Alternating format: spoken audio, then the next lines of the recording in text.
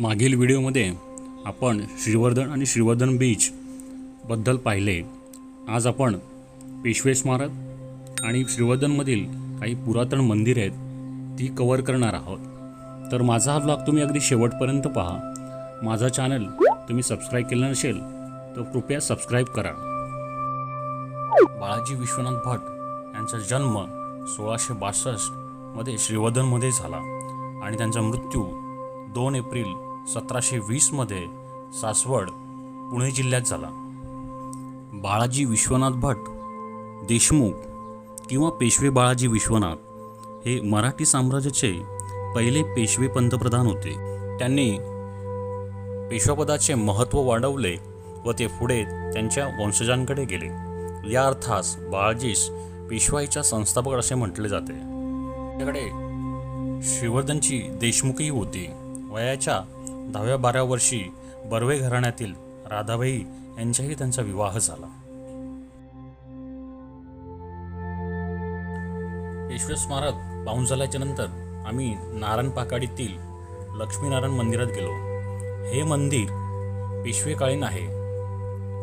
पेशवे रोज सकाळी इथे पूजेत येत असत असे सांगितले जाते। मंदिरातील विष्णूची मूर्ती म्हणजे शिल्पाकृती आहे। या मूर्तीची उंची 2 फूट असून काळ्या पाषाणात कोरलेली दक्षिण भारतीय शैलीची आहे। रेखीव व प्रमाणबद्ध अशी ही मूर्ती शिलाहार काळातली असावी। मूर्तीच्या उजव्या पायाशी गरुड तर डाव्या पायाशी लक्ष्मी आहे। प्रभावळीत दोन्ही बाजू दशावतार कोरलेले आहेत। विष्णूसोबत लक्ष्मी पण आहे, त्यामुळे याला लक्ष्मीनारायण म्हटले जाते। गळ्यातील दागिन्यांचे नक्षीकाम, मुकुट व प्रभावळीचे नक्षीकाम, आयुधांचे कोरीवकाम म्हणजे बारीक कलाकुसरीचा आदर्श नमुना आहे।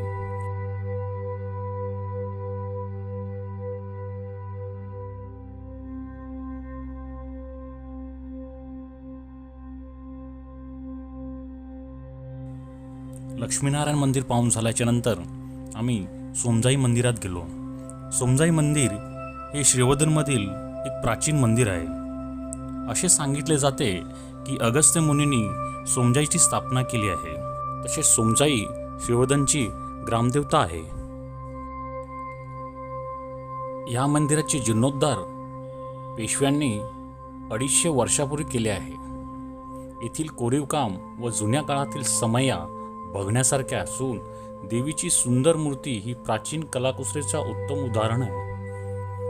देवीचे मुख्य मंदिर, मोठी ओसरी व मंदिराबाहेरचे पटांगण असा विस्तार आहे। श्रीवर्धनमधील सर्व मुख्य सण रथसप्तमीचे रथयात्रा, दहीहंडी, नवरात्र, होळी हे या मंदिरा परिसरात उत्साहाने साजरे केले जातात। इथे वैशिष्ट्य असे की मोरपिसांच्या गुच्छाने भाविकांना देवीचा अंगारा भाविकांच्या अंगावर लावला जातो, त्यामुळे वाईट शक्ती निघून जातात अशी श्रद्धा आहे। सोमजाई देवी शाळीग्राम स्वरूपातील असून शिव, भवानी, नंदी, वासुकी या 4 शक्ती मिळून सोमजाई नावाने प्रसिद्ध आहे। सोमजाई व हरिहरेश्वराचे दर्शन एका दिवशी घेतल्यास दक्षिण काशी पूर्ण केल्याचे पुण्य मिळते असे मानतात।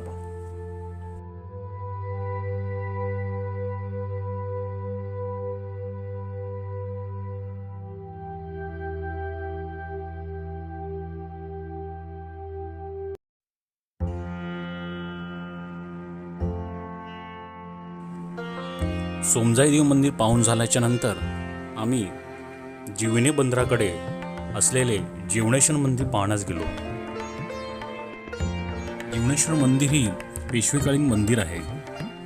या मंदिराबद्दल येथील ग्रामस्थ अशी कथा सांगतात की पूर्वी इथे भात शेती होत असे। शेती करत असताना नांगराला रक्त लागलं। खोदकाम केल्याच्या नंतर येथे शिवलिंग सापडले, म्हणून येथे मंदिराची स्थापना करण्यात आली। या मंदिरातील पूजेचा पहिला मान तेथील गुरव ग्रामस्थांना आहे।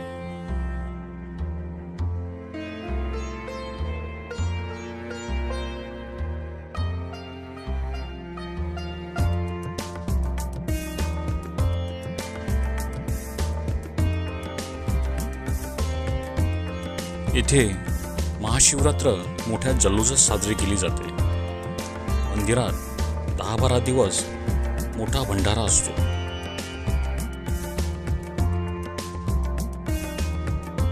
गाभाऱ्यातील लाकडावरील कोरीव काम खूपच सुंदर आहे.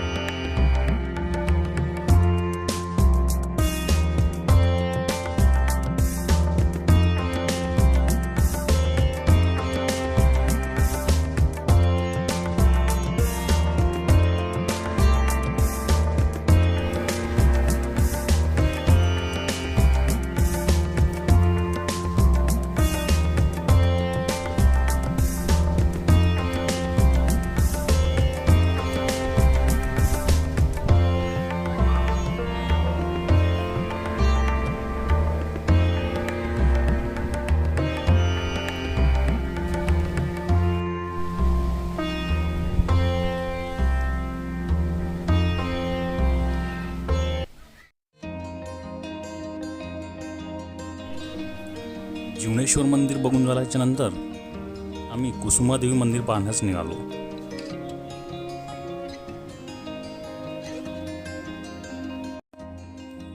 तसेच कुसुमादेवी ही सोमजाई देवीची बहीण आहे.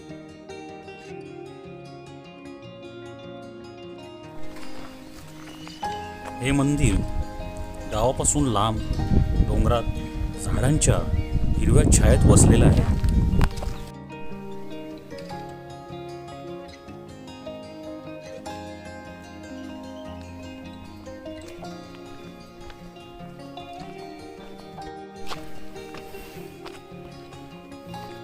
कुसुमादेवीचं मंदिर हे कोकणी कौलारू असून भोवती मोठे पटांगण आहे.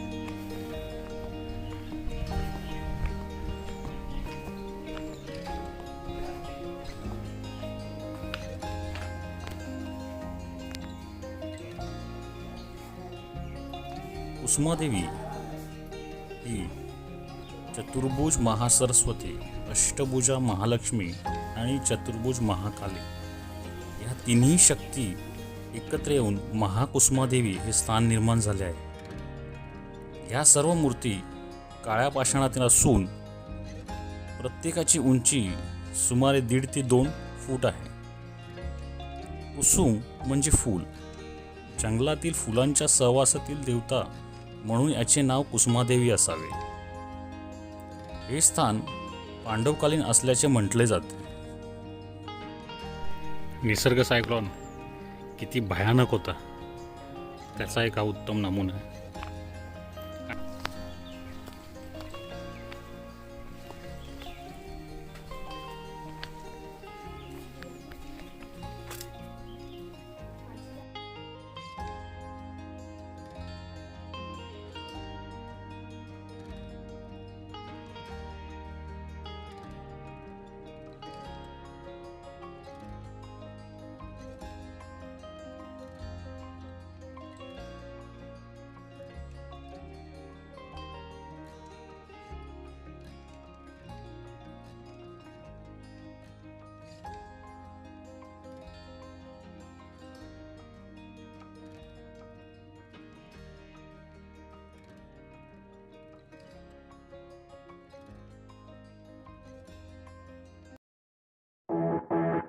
Audio Jungle.